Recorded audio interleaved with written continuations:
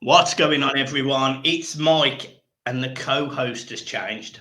We've got Wolfie on from Forest Fan TV. If you're new to the channel, make sure you hit the like and subscribe button. Make sure you go and follow Forest Fan TV as well. They're on the road to 25k. Correct me if I'm wrong, Wolfie.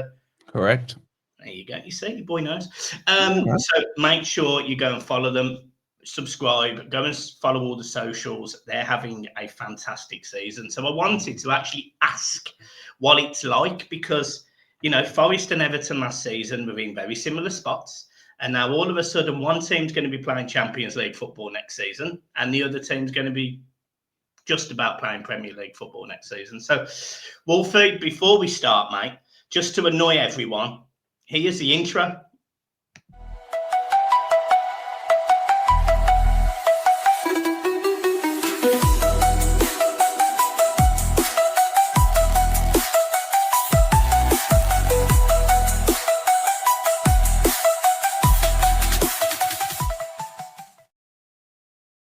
They hate it. They hate the music so much. So I play it deliberately to wind up my subscribers. So, mate, what's happened to your channel, man? Like, honestly, last time I was on, you're there, no background or nothing like that, sitting in front of the computer. Now I'm looking at, even here, you got background squiggly lines and stuff, intros, graphics. Someone's moving up in the world, Mikey. I'm loving it. I'm loving it, bro. It would be, thanks, man. I appreciate that. It would be lovely to get more than 40 subscribers a month at this point. But I mean, we are just gently cruising along, mate. We are Just great. like your team. Just like your team. Yeah, that's it, mate. That's Exactly, it. You know, yeah. the guys that have supported me for years, they still support me for years. I would still say this: the Blue Boys Network fan base, the supporters. They're cast iron, mate. I love each and every one of them. So and big up to them because they were getting you in the top 50 of all the YouTube football content. So big up to them for their support. Make sure you've liked the video, man. This honestly, like, there's a handful of people that I love doing previews with, yeah. And I kind of miss us not being close together because we'd have done more work. But you, sorry, Mike, Beat the Drop Boys and all that. There's like that core bond there, man. And yeah, I've been looking forward to the preview, the build up more so than the game, if I'm honest with you, man. But yeah, it's good to see you, Mike. It's good. You're looking good, bro. You're looking good. Thanks, man. So are you. Right, let's talk about Forest. Let's just get straight into Forest. All right, Chris Wood, Hudson-Odoi, Ilanga. Where's it all come from? Me being right, just like you were right about getting rid of Dyche and getting Moyes in. Me saying get rid of Cooper, get a new manager in. It was right. It was the right call to make. For me, a little bit too late, but it's happened. And look where we are now. The squad hasn't changed too much. Like, Nuno assessed it in the summer and thought, where's the weaknesses? Corners, man. We were leaking them in left, right, and center, dead balls and all that. So he goes and brings a big Serb in, man. The Serbinator, Milenkovic. And we went like, I think 50 corners and dead balls without conceding at the start of the season. And that solved a huge portion of the goals we were conceding.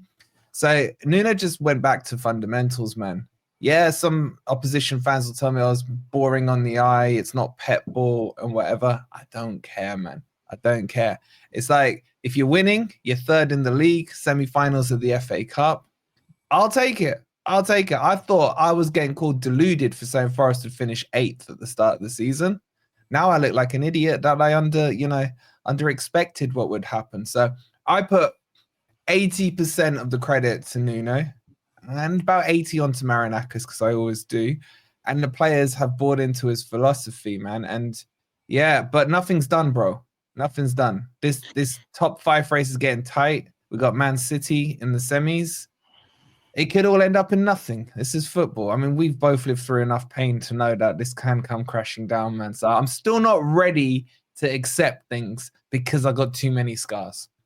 But do you know, when you look back at last season, do you pinch yourself? Boy, our friends Luton, mate, what are they saying this year, man? Relegation income. Mate, I look at what's happened at Forest, and like, for the first 20 games this season, it was almost like sheer disbelief. I was like, they're gonna fall apart. They're gonna have a blow up. They've had a great season so far, but now it's Christmas. That's it. And it was, if I'm being honest, it was when you come to Goodison, which I think was December, late December, I think it was. Yeah. And the game I thought was awful, but we couldn't break you down. You scored a fantastic goal. Not enough people have shouted about that goal. Is that the lob? Chris Wood's lob? Chris Wood. It's a chest. It's into another Forest player who dips it back over, and then Chris Wood hits a lovely finish. And I sat there and thought, these aren't a joke. Like, this isn't a blip. This isn't just a purple patch for Forest. This is genuine. And Nuno has got a bit of a track record of it, really. You know, apart from his time at Tottenham, he got Wolves from, I think, League One into European football 2 seasons running. Yeah, he's gone into a Forest side that were, you know, more facing relegation and got them into Champions League contenders. And if I'm being honest, all of the bigger teams you've played, you've got results against. Ordinarily, you went to Anfield and won. Yeah, you're welcome. Yeah, thanks. Because I mean, you know, we give it a go midweek, but we couldn't quite. The first half was that last minute equaliser at Goodison. That was special, man. That was special. Yeah, I mean, it was amazing being there. But like, just from an Everton fan perspective, watching Forest and teams like Bournemouth who have had a bit of a blip, but watching Bournemouth and then Villa as well, who have sort of emerged, and they've got a good side, Villa, to be fair. Very good side. It's incredible. It's absolutely incredible what Nuno has done to players like Chris Wood, and I just didn't see it coming. Yeah, not a lot of people did, bro. And like, I think we're starting to see a change in the pattern of this so-called Cartel 6. I mean, we together suffered with that PSR BS last year and the corruption in the Premier League and what have you. And I think still, and I say this a few times, the pivotal moment for me in the summer was when Crystal Palace rejected the move for Gay going to Newcastle because they didn't feel the need to sell. Could you imagine that 15, 20 years ago, a Man U or a Chelsea or an Arsenal coming in for a player? They'd have picked him up, no problems, head turned, here's the money, we'll overpay, it doesn't matter. But now I just feel all the clubs, like the 17 that have been in here for a few years, money-wise, we're fine. You know what I'm saying? You guys are starting to sort your finances out and what have you. There's no real need. You guys did it as well in the summer with Bramford, with Man U trying to bully their way to get him. You know, no, we're holding on. They're like, yeah, but you've got your fine. No, we're not selling. And I think that's the changing here. Now, I'm not saying Forest are going to be the ones who go on to win the league and become part of the Cartel 6, but I think the shape of the Cartel 6 is going to change. You got, at the moment, for me, Forest, Newcastle, and Villa disrupting what's going on at the top. I fully expect you boys, now that you got a proper manager back in charge, and a bit of structure in there, not that idiot who was in charge. I expect next season for you to kick on, right? You got the new stadium coming in and what have you. Does that cause any issues? I don't know. But heritage teams, bro. We're talking Everton. We're talking Forest. We're talking Villa. These are the teams that people forget, especially the social media generation. These are the teams that have won trophies, big trophies, a lot of trophies. And it's not foreign for our clubs to start mixing it up. So I say screw the Cartel 6, especially Spurs. I don't know how they're still considered as one of them. And let's see those traditional teams come back through. And I'm hoping it happens this season. I'm hoping it happens next season, the All Boys as well. Yeah, let's... I think you're going to have won a lot of Everton fans over with that one. So we had that PSR connected us, man. Yeah, I took the piss out of you a bit of it, and then I got hit with it. I was like, oh shit. I loved it. We better start forming alliances here. Do you remember that beat the drop? And I was like, double it, mate. We're going to get 25 points. Double it. I ain't bothered. Double it. We're going to stay up here. We'll beat them. That's when you started to like Dyche, man. That little 5-minute period. Mate, it was a roller coaster. Let's talk about the Forest season. What is it? Third in the league, an FA Cup semi-final. Yeah.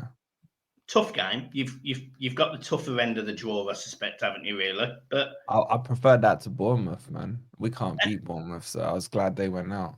And that's the thing. So what is the it's 30 games in the Premier League now, and you are literally a game away from a final in the FA Cup. What's the hopes? Where are you now? It's hard to say, bro. I mean, I don't know how many scars we've got between us of pain that we've seen from our clubs over the years. So it's hard to like show too much chest about it. Obviously, I will with the Cartel 6, but when I'm talking to, a proper club like your boys, I can talk on a level. Like my hopes are that we get that Champions League football. Give me both, but if I'm looking at it from where my club needs to be, obviously trophies are the most important thing. But to secure that finance of the Champions League, to then be able to, bro, we're being linked with Gyökeres at Forest. It's never going to happen. But the fact that it's being linked is just crazy in itself. Usman as well, Louise, all these big name players. And it's like that for me is important in terms of the stability of the club. If we can get that Champions League revenue coming in, on top of the prize money you get for finishing third, it's like 160, 170 million, as opposed to where we were last season, where it's like 110. I guarantee you that's 60 million more than was accounted for by the club, even by the club's expectations this year. So I say get in the Champions League, try and win the FA Cup. And then I like what Villa have done this year. Because while we were going on this run, everyone's like, oh, you're going to do a Newcastle, or you're just going to do a Villa. I say to them, what are Villa doing that's so bad? They're in the quarterfinals of the Champions League as we're recording this. They're in the semi-finals of the FA Cup, and they're well within striking range of getting top 5 for Champions League. And that's what I want Forest to aspire to as well. And then you've seen Newcastle lift the Carabao Cup, a non-big 16 beating Liverpool as well, which is lovely to see. And I want this change to happen, that if we're going to call this the best league in the world, it has to be competitive from 1 to 20. They got to do something about those relegation teams. That gap is too big, because we could have seen Man U and Spurs relegated this season if those teams weren't so crap, man. So yeah, but from a personal perspective for Forest, give me that Champions League. FA Cup, I'd love to have it as a bonus. I've already got 2, so a third is like cool. But yeah, that's what I want. That Champions. I want to hear that music at the City Ground, man. Just the thought of this giving me goosebumps. So when I was just looking at the fixtures that Forest have got, and you've got a much nicer running than what Everton have got, if I'm being honest. And the others around us as well. Yeah, you've got to fancy your chances on Saturday. I mean, from an Everton perspective, I don't fancy our chances. So I mean, that's where I am. You've then got Spurs away, which have not been great this season. I could easily see you winning there. You've then got Brentford at home. At your place. Yeah. Brentford away are a different proposition to Brentford at home, but we beat them away. Yeah, we beat them away when they were on that undefeated streak at home in like November time. Yeah. Yeah. So you've then got Palace away, tough game. But then you've got Leicester at home. You'll beat Leicester. West Ham away, worst case a draw, but I suspect you'll win. And then you've got Chelsea at home, last game of the season, and that game, depending on results, could be absolutely huge. It could be. Do you remember the old World Cups where you had the final game of the group matches and they were just passing the ball in the midfield for 90 minutes? Could be one of those ones. I'm hoping we're done before then. I mean, you're more optimistic than I am, if I'm being honest with you. I'm looking at this Everton game. I am worried about it. You're like the draw experts at the moment, man. You're like knocking those draws out left, right, and center. And I just think you look more organized, and the players look like they're playing for a manager again. And I think your fan base is more behind the manager than they were with Dyche. The prodigal son has returned. And we have injuries. Like Chris Wood, I think, will be back for this game, but Ola Ainar's out. Taiwo's out. We've got issues in our fullbacks because of Einar being out. So there are some gaps. Forest played a lot of minutes in the last 2 weeks. We went 120 with Brighton and penalties. We then had a midweek game against United. Then we had, who did we just lose to? I can't even remember. A Villa, 2-1. So there's been a lot of games, and I don't think our squad is deep enough for 3 games a week. So they've had a little time to recover. But I don't disrespect Everton at all in this game. I think your organization is brilliant. I think Ndai, I really like Ndai. I think he's a quality player. I really like O'Brien.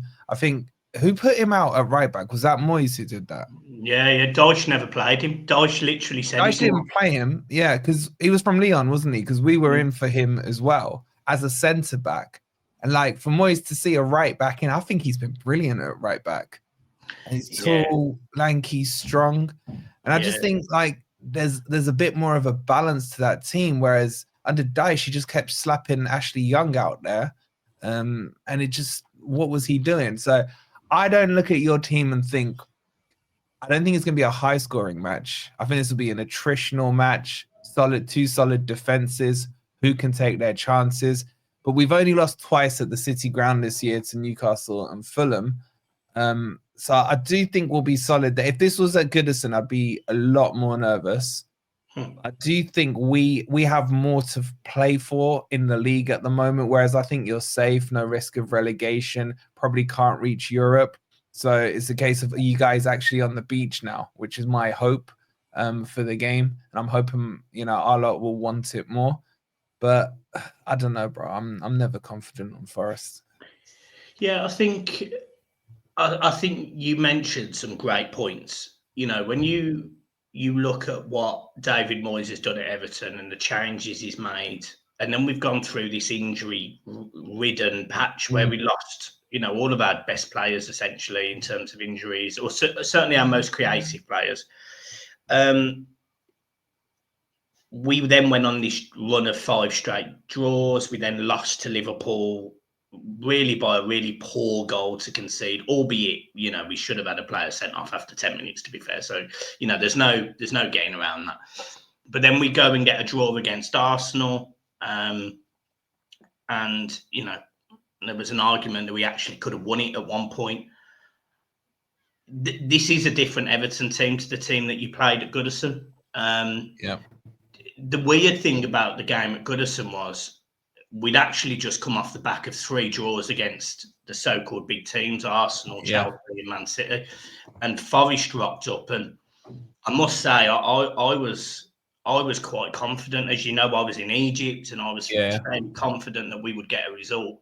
And I was expecting Forest to blow up, and you just didn't. And you went there, you slapped us, and I just don't know what Everton team's going to turn up, because we've lacked creativity at times this season. Ndai is our sort of talisman, and he will start. He's now back. He will start. McNeil is also back available, which I do think, although he's slower, he has got this ability to pick a pass. He can shoot from range. He scored last year against us at the City ground, didn't he? Yeah, I think it was. He's a decent footballer. So even Harrison's starting to look half okay under Moyes, man. I know he's not your boy, but like he looks better.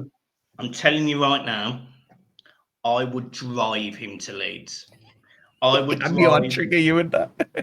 I would get in my car, I would pick him up, and I would drive him to Leeds and leave him in the cloakroom with the broom across the door, so he can't get out until the end of the season. And then I'll drive back to Leeds to pull out the broom and say, "You're done, mate. That's your Everton loan finished." What's going on with Mangala, by the way? Is he still injured? Yeah, so Mangala picked up an ACL, I think it was, and he went back and I must say, mate, we've missed him. We've missed him big star. He is a quality footballer. He's considerably better than James Garner. James Garner has fallen off a cliff. Has he? Yeah, I know he was your boy in the Championship and all those positive Championship, things. yes. It was, could he make the step up to Premier League? That was always a question. He did. And then he hasn't. So but he got mistreated. I remember Dyche was playing him at right back and right wing back at times and stuff, which is not his game. So I don't know. I still got a soft spot for him, but Mangala was quality, but injury prone. He got injured at your place when we played you when we came up after 2 or 3 games, and then he was out for like 6 months. We didn't see him again. Yeah, and it's a shame really because he had to go back.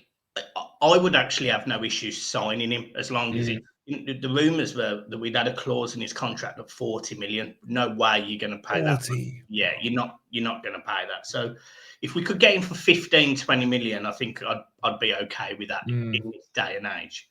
But this game, I almost don't want to give too much away because I'll do the match preview with John as well. Yeah, I hear.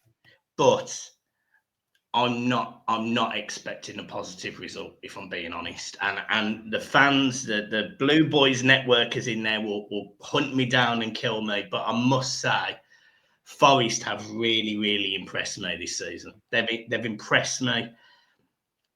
And it just... I mean, if you get Champions League football this season, right? Where does the Nuno statue go? Middle of the pitch, mate. Like, it's like, for me, hierarchy of managers, you got obviously Cloughy. Now, I was really young when he was there, but you know the history of Cloughy. Like, it doesn't matter if you weren't even born at the time. Then for me, the best I saw was Frank Clark, who got us third in the Premier League and into, what was it called back then? UEFA Cup or whatever it is? The European Cup Winners' Cup. Oh, was it? No. It was UEFA. I think it was UEFA at the time. And then I saw nothing till Cooper came along, did his magic and got us up. This is just like ridiculous because we've had this conversation. Is he better than what Frank Clark did? And I think yes, because I look back at that Frank Clark team. We had Collymore, Brian Roy, Ian Womes, Steve Stone, Pearce, all of them men. And I think they were better players. They were a better team. So what Nuno's done is ridiculous, man. It's ridiculous. To get Champions League when most people had us going down this season, it's just unreal. So yeah, but we gotta get something from this game this weekend.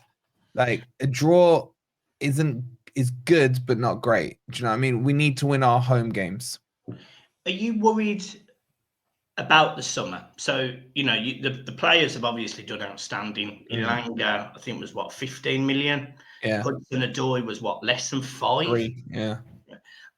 Chris Wood was the big money one, wasn't he? He was like 30 19 million. Yeah. But if you don't get Champions League football, and to be fair, even if you do get Champions League football, are you worried about players like Murillo, who's really impressed me, Aina, who's really impressed me, and the 2 wingers we've just mentioned, Wood? Are you worried that they could go, or do you think that Marinakis has got enough up his sleeve, the bonuses, the new contract, whatever it is? Do you think he's got enough up his sleeve to keep him?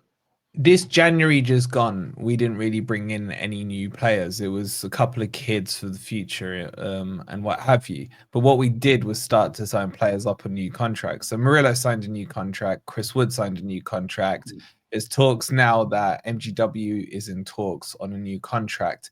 Einar is about to sign a new contract, but we've got a +1 on him anyway. I'm not worried that someone's going to come in and give like market value for a player. Like, if someone came in and said 50 million for Murillo, it will get rejected. I think the only way a Murillo or a Gibbs White goes is if they pay over market odds and the player's head gets turned. I don't think the club will be like, yo, you know what? Like in the Brennan Johnson situation, we need you to go for PSR. I think we're fine on PSR. And again, I go back to what you guys did with Branthwaite with United. It was like, you ain't going. He ain't going. You're not having him. We don't care about the money. We're fine. And I think that's the situation. So whereas 5, 6, maybe 4 years ago, they could come in and nick your players. I don't think that's the case unless the player's head gets turned or they want to move. So even with Champions League, that could still happen. Like, there's talks today that Man City want Gibbs White as the replacement for Kevin De Bruyne. Whether or not that will happen, I mean, they've shortlisted him. What that means, who knows? But it's always a worry, mate. But what I've seen is if we lose players, our recruitment has been good since we bought the 600 players in the first season. Where in Murillo, like you said, Milenkovic sells the keeper. Most clean sheets in the league. He's been next level, man. And I was like, I think his stats when he was in Salzburg, he was the 19th ranked keeper out of 20. So it's crazy what he's done, man. Sorry. So yeah, Am I worried? Yes. Am I overly worried? No, is the best way I'd answer it. So the other question I've got is, how do you think Brennan Johnson's feeling right now? Do you know what? I feel sorry for him, man, because I speak to a lot of Spurs fans. My brother's a Spurs fan and what have you. And they treat him like absolute crap, man. And he's their top goal scorer, by the way. He may hit 20 goals for this season. I always say to the Spurs fans, I'm like, so if this is how you treat people who score goals, I'd hate to know what you do to the ones that aren't scoring goals. I get it because there are elements in his game that are not what you need. He never tracks back. He can't cross a ball off the ground and what have you. But for him, I can never hold anything but love because he went because he had to be sold for PSR. He wouldn't have been sold otherwise. But he's got to look at it now and he's got to think, I'm battling relegation again with Spurs, man. When I could have been listening to that Champions League theme tune in my boyhood club, you know what I'm saying? So I feel sorry for him.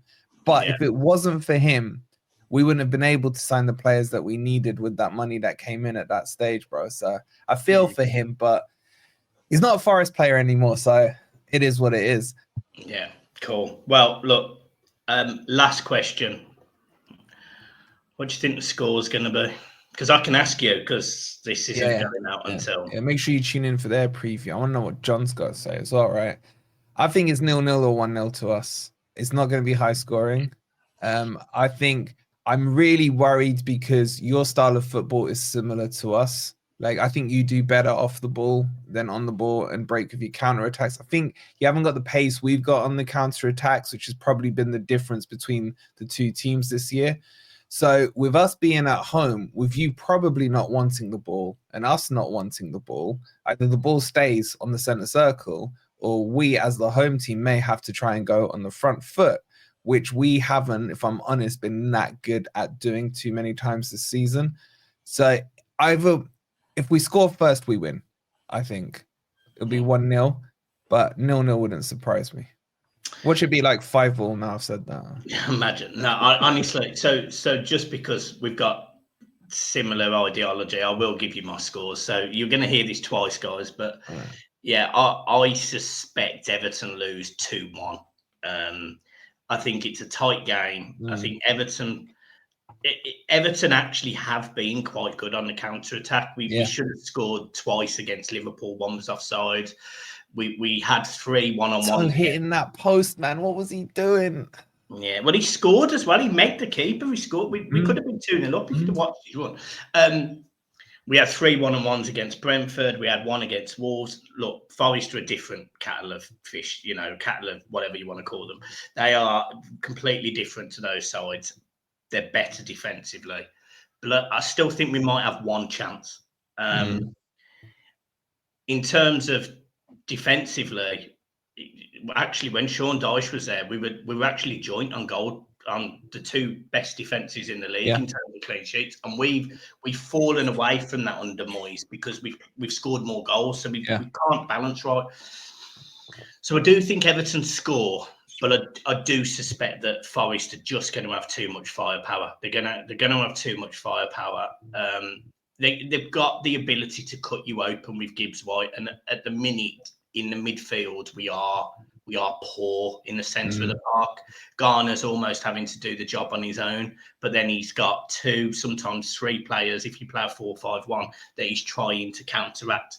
He can't be everywhere, plus he's 35 years old. So we are getting stung there. So look, I think it's 2-1 Forest. In my heart, I'd go for a 1-1, but I do. My head is saying 2-1. Yeah, but just remember, man, like you don't really need the points now. You're safe. You're good. You're looking forward to a new stadium. Just have a day out. Send the boys to Hooters before the match. They'll enjoy themselves there. Get a few drinks and them. Well, mate, if you have any spare tickets going or you know anyone, I don't mind sitting in the home end, mate. So you hook a brother up and I'll be at Hooters at any time. All right, just make sure the missus don't know. Mate, should be there with us. Should be there waiting. Right, guys, look, we will leave it there. That is your opposition preview. As I've said, This video was actually meant to last 10 minutes. That's how me and Wolfie. You're like, yo, man, I need 5 minutes. I am a shit podcaster, man. So look, make sure you hit the like and subscribe to both channels. As you can see, look, Wolfie is great. He's fantastic.